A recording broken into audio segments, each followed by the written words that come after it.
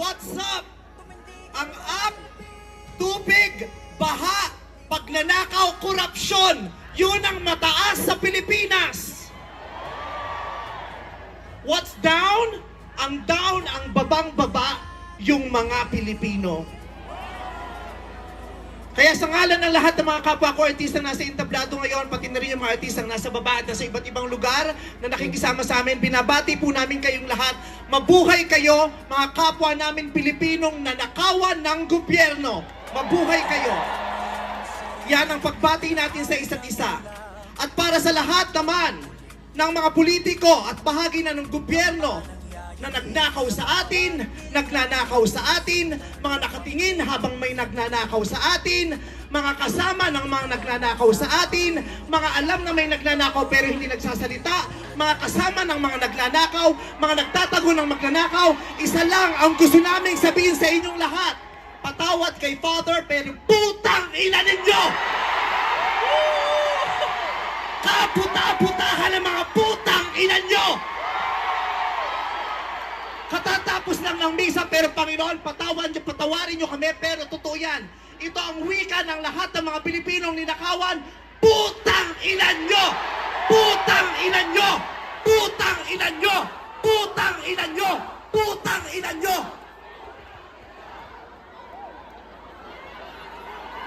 Putang ina nyo!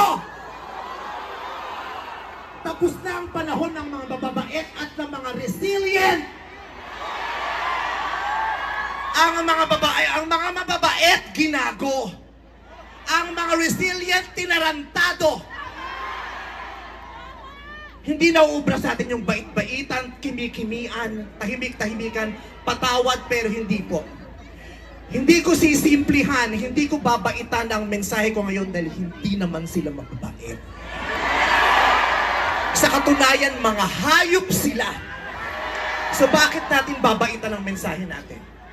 Hindi natin kakalmahan ang mga salita at kilos natin dahil deserve nila ang galit, ang pikon at poot ng mga nanakawang Pilipino. Hindi tayo pwedeng kumalma. Hindi pwedeng iiyak lang. Hindi pwedeng magtitiis lang, hindi tayo kakalma.